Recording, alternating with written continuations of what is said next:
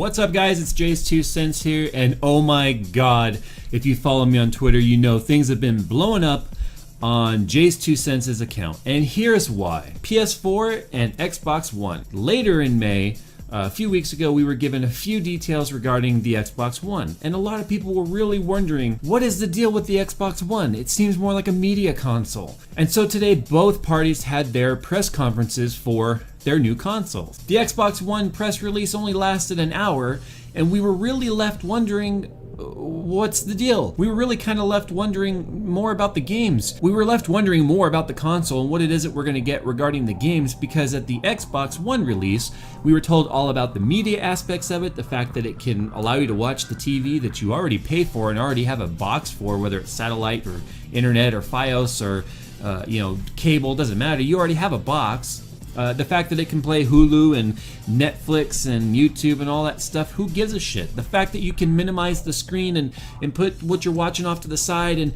have all this area of your screen filled with sports scores and stats and ESPN and all that crap. This is a game console. Who gives a shit about that? Seriously. So we wanted to know more about the games. Microsoft continued to call it nothing more than a media device. So okay, fine, we expected E3 to bring us information regarding the games and such. So what do we find out? We find out in the interim that Xbox requires you to connect to the internet at least once every 24 hours when playing with your own console. So what happens after that 24 hours if you have an internet outage for several days? And don't say this is 2013 that doesn't happen.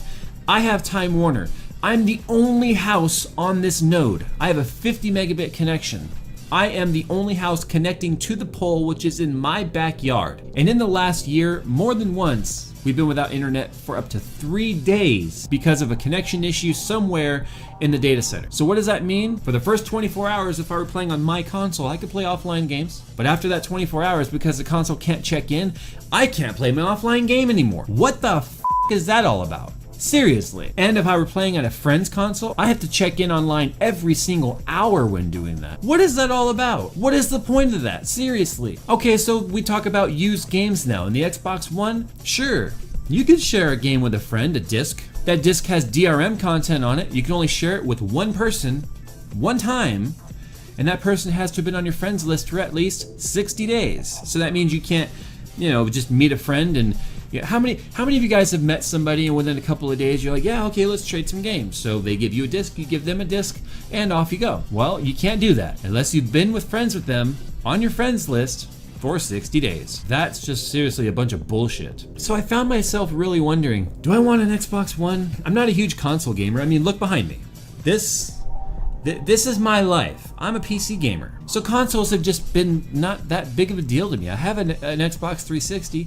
My wife uses it more than I do. My kid plays Kinect on it. It's not been a huge part of my gaming life. When it comes to PlayStation, I didn't know what to expect because I haven't owned a PlayStation 2 or PlayStation 3. The only Sony gaming device I've ever owned was the original PlayStation, and even then I didn't play it all that much. It wasn't all that exciting to me. So then came E3 and the Xbox One press event. I had high hopes. I expected a lot. So what does Microsoft do? They bring out, your typical games that you expect to see. And we finally get the Battlefield 4 multiplayer demonstration. And what happens? It starts off with no sound. And then the awkwardness of the guy on stage, I can't remember his name because he had the personality of a doorknob. He just goes, okay, we'll show you later, and walks off stage. And we're going, what the hell is this shit? This is DICE, people. This is what you get with DICE. So then what do? They bring us Titanfall. The game looks cool, don't get me wrong. To me, it really seems like what Battlefield 2142's successor could have been. And it's just another shooter, but with a mech suit. So I just went, okay, they really didn't show us very many games. We already know the DRM restrictions on it are retarded. We already know that the media console is really what they're after, and they didn't show us very many games. So I really didn't have a whole lot of hopes. Then came the PlayStation 4 press conference, and everything they showed me blew me away. I didn't know what to expect.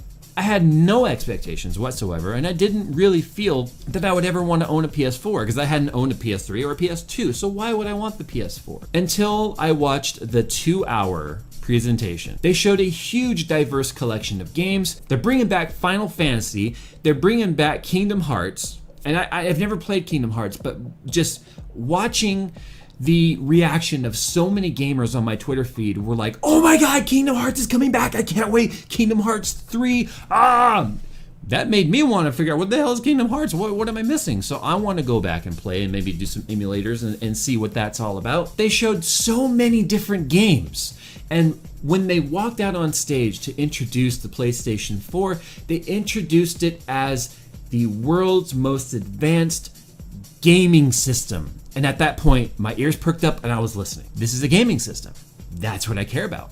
I don't care about using it to watch TV that I can already watch, or watching discs and Blu-rays that I can already play on my Blu-ray player.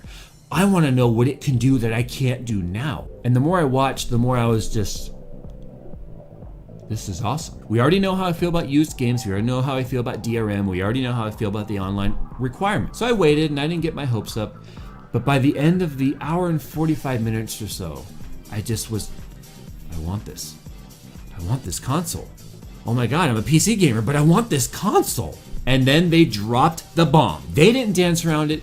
They have been watching us. They have been watching the videos people like Boogie2988 have put out, videos that I put out, videos that all of us little guys have been trying to get Microsoft to listen to. There is no DRM. You can share it with as many people as you want, as often as you want, with whoever you want. There is no online check-in requirement whatsoever. You can play your offline games as unlimited as you want from any console that you want, and it's $100 less. The Xbox One comes in at $499, and the PlayStation 4 comes in at $399. Once again, put the games on top. It was all about the games to them. So PlayStation 4 and Sony, you're gonna get my money. You've made me feel excited about console, and that doesn't mean I'm not gonna be a PC gamer. I'm gonna continue to play with my see, I can't even say computer, my PlayStation here.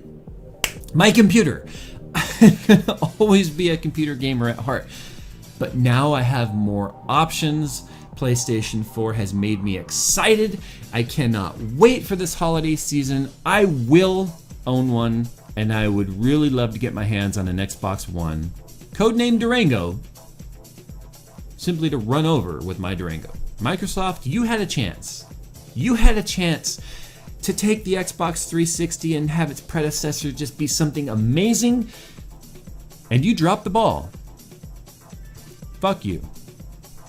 Sony, I'll see you this holiday season.